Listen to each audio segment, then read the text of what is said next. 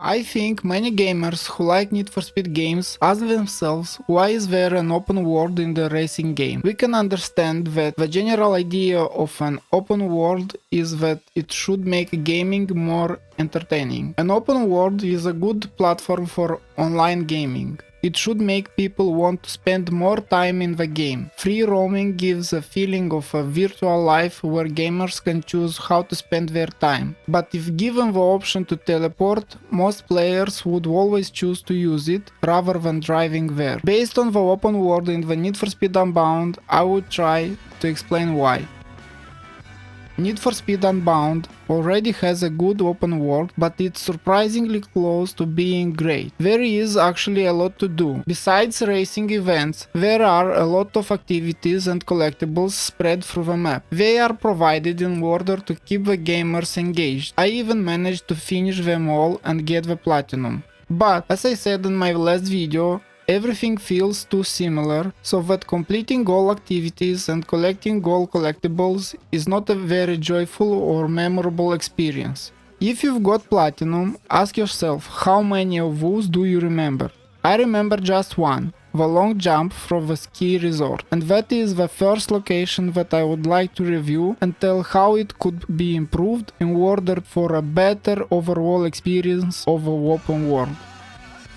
The ski resort gives the impression that it's the highest point and an important landmark, but it feels so only when you're there. It can hardly be seen from anywhere else, and I think it should be. Architects and planners frequently use landmarks to organize cities. A landmark can become the focal point of a district, terminate a long street view, help people understand the city's layout, encourage exploration. Landmarks are important because they help people navigate, understand, and connect with places. Their importance goes beyond being recognizable buildings or natural features. Landmarks act as reference points that make it easier to orient yourself and find your way. They influence how we experience and remember environments. People often navigate more naturally using landmarks than street names or GPS coordinates. We already established that the sea and the sun are to the east, when the ski resort is to the west. Knowing this, if it was a visible landmark, it would help a lot to choose the wanted direction without looking that much on the map. Having the ski resort as a landmark would be easily achieved by placing it just a little higher. Also, I would give a main building a little color, maybe have less concrete and more reflective materials, something like composite aluminum or just more glass. There should be more light at night, so it pops out even from far away. Maybe have there a Batman-style lantern. I would also do the same kind of change to the billboard collectibles, at least to some of them, because I remember jumps to break a billboard more than the billboard itself. From memory, I could tell only two kinds of billboard stands: billboards on poles and steel lens stands carefully placed to be easily broken, but almost always as side quests and not on the racing line. This way, collecting them feels forced. If breaking a billboard would open secret routes or shortcuts so you could shave precious seconds of your time, then it would be fun collecting them. I would also design at least a few of the billboard assemblies to look like totems, or maybe like parts of pavilions. Have color on stands, not only on canvas. Maybe give them the same neon lights from activities, but not the same color, because pink neons follow us from heat. Instead of these tiny spotlights, maybe make it a backlight or contour light so the billboard pops out.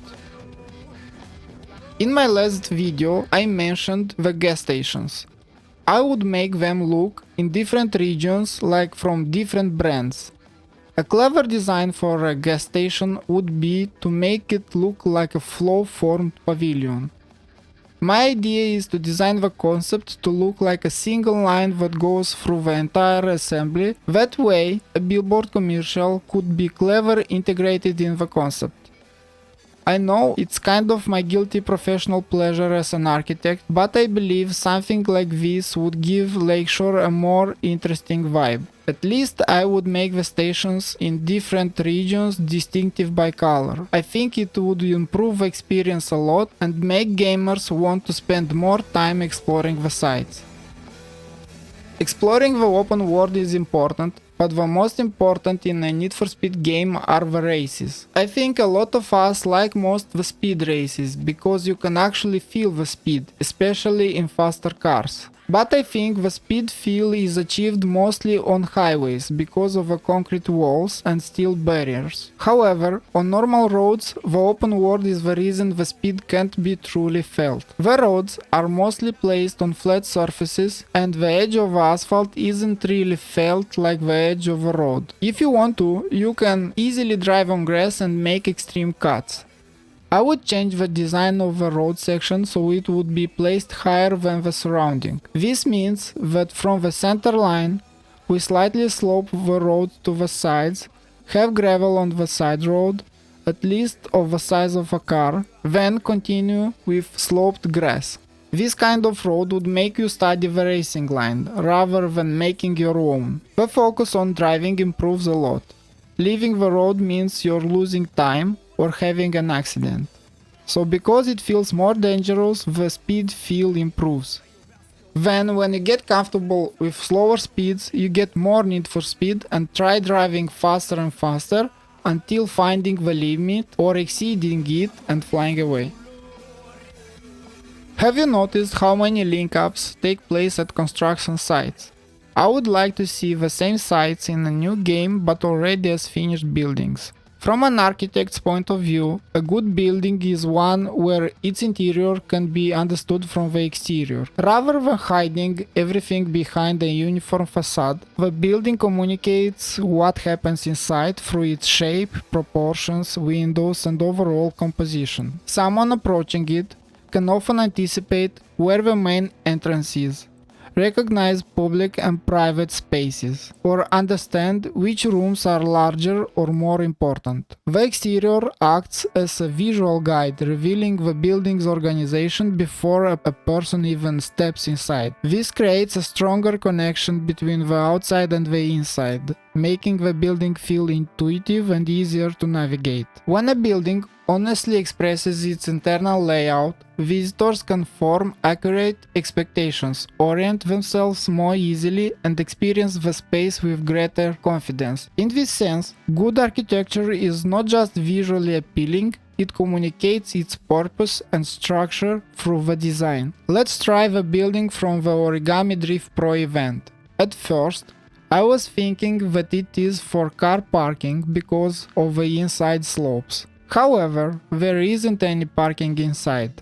Driving through the building in link-ups and in the origami event gives the impression that it was designed just for them, like a car roller coaster. From the outside, it gives the impression of a commercial building, maybe offices or boutiques. The event entrance close by could maybe become an underground parking entrance. Or maybe it really is a driving roller coaster made for driving festivals, car meets and so on. I would really be interested to see it as a finished building and driving through still be possible. I think we are all waiting for EA to announce a new Need for Speed. That's why we travel Unbound far and beyond, finding details and making reviews. Need for Speed Unbound proves that an open world can be much more than a map between races.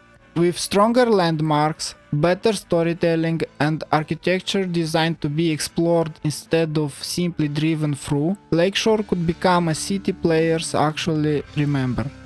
And that's the kind of open world I would love to see in the next Need for Speed.